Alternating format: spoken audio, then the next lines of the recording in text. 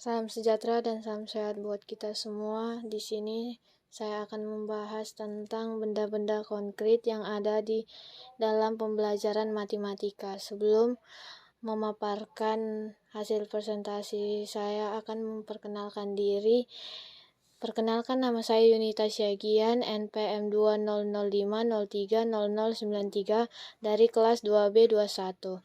Matkul Pendidikan Matematika kelas rendah, Prodi PGSD. Dosen pengampu Siti Jahara H. Harahap, MPD. Pengertian media dan alat peraga atau manipulative materials.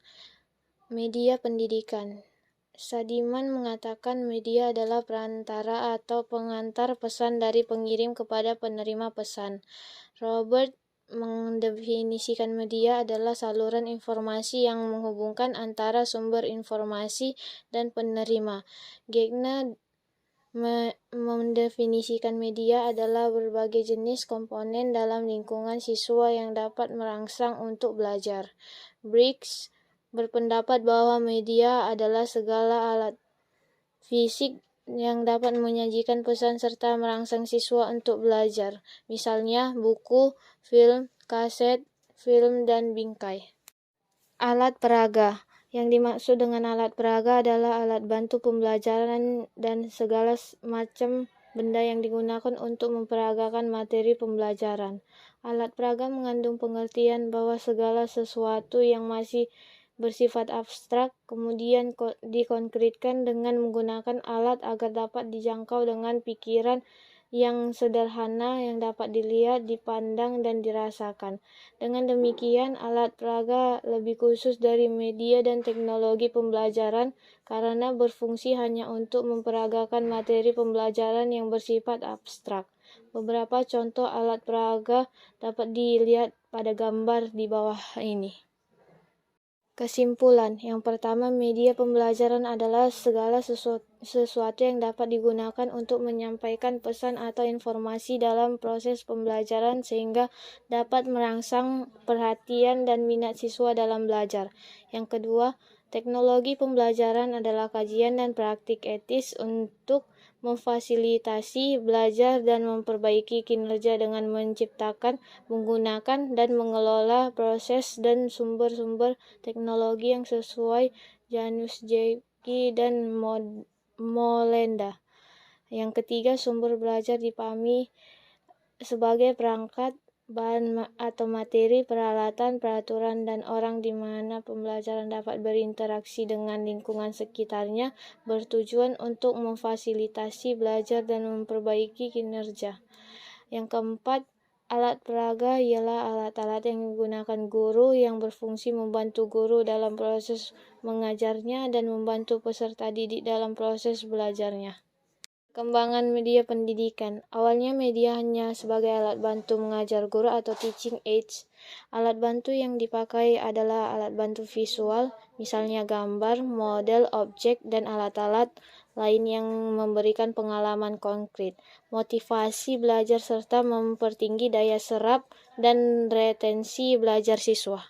Media pendidikan mempunyai beberapa nilai praktis. Yang pertama, dapat mengatasi perbedaan pengalaman pribadi peserta didik. Yang kedua, dapat mengatasi batas ruang kerja, misalnya benda yang akan diajarkan terlalu besar atau terlalu berat untuk dibawa di ruang kelas untuk diamati.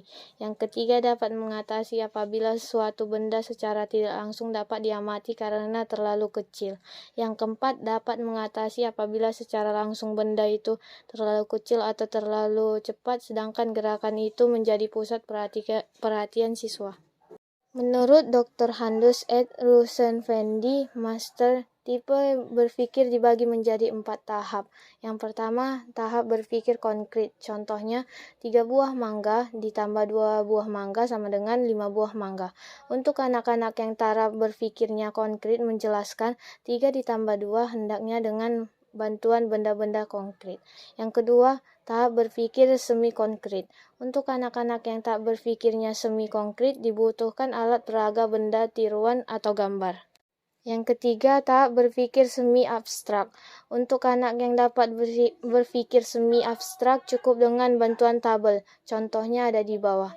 Yang keempat, Tahap berpikir abstrak. Menjelaskan 3 ditambah 2 walaupun tanpa menggunakan alat peraga, anak-anak dapat menjelaskan 3 ditambah 2. Menurut Edel, kita dapat belajar melalui A. Berbuat 1-5 mengalami secara langsung atau yang disebut dengan berbuat, yakni pameran, dharma wisata, demonstrasi, pengalaman yang didramatisir, pengalaman yang logis, pengalaman yang bertujuan.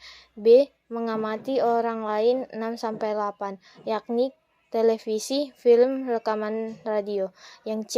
Membaca 9-10, yakni simbol visual dan simbol verbal.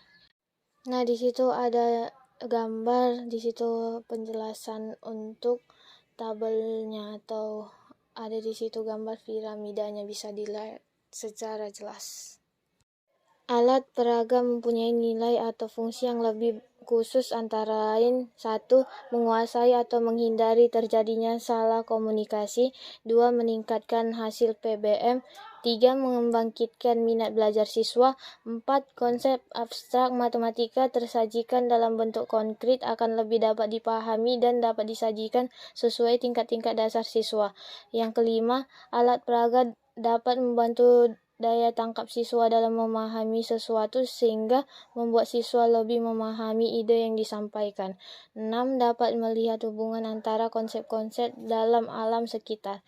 7. Alat peraga dapat disajikan sebagai objek penelitian untuk menyempurnakan nilai-nilai atau manfaat dari alat itu sendiri.